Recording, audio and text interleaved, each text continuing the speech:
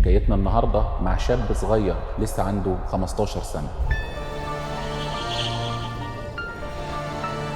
مرضى كتير جدا بيجوا لي العيادة، كل واحد فيهم حكايته بتبتدي بألم ومعاناة وبتنتهي بابتسامة. حكايتنا النهاردة مع شاب صغير لسه عنده 15 سنة، عنده ألم في آخر الظهر، في إفرازات دموية أو صديدية بيشوفها في الهدوم الداخلية. حكايتنا النهاردة هتكون عن الناسور العصعصي. الناسور العصعصي هو كيس شعر غير طبيعي اتكون تحت الجلد في منطقة العصعص اللي هي آخر جزء من الظهر، بيحصل في سن الشباب من 13 ل 35 سنة، في الغالب بيكون في الولاد أكتر من البنات. في نظريات كتير لسبب الناسور العصعصي، أشهرهم هو نمو الشعر بطريقة غير طبيعية تحت الجلد في منطقة العصعص. علاج الناسور العصعصي بيتم دلوقتي بتقنيات حديثة زي الليزر والمنظار، بعملية بسيطة جدا المريض بيقدر يمارس حياته خلال أيام معدودة. لو حكايتك شبه الحكاية دي احجز دلوقتي مكانك في حكاية الشفاء.